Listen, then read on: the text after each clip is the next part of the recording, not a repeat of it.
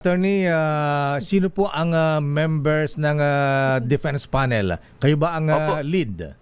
Hindi ano po no, actually we're working with ano po kami, group of lawyers po kami. We're working with one another, led by of course Fortuna, Narvasa and Salazar na law office no. And then yung law office ko rin po Himala Vertusio, but I'm the one who's entering my appearance.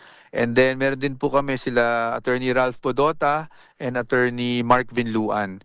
So, kaya po medyo may misconception na ang dami-daming abogado. Hindi naman po lahat yan ay kumbaga, hindi lahat yan in-engage individually, no? It's just that, syempre, mga law firms po to working with one another, led, of course, by Fortuna, Narvasa, Salazar. Pero kumbaga, sino ang istarang dyan? Yung mga nakikipagdebate, nag-cross-examine katulad ni impeachment ni Erap noon. Si Attorney Fortune ba ang ano dyan? Well, spread out po kami. Lahat po kami magkakaroon ng participation May sa kanya-kanya trial, role. no? Oo. Kasi talagang team effort po ito.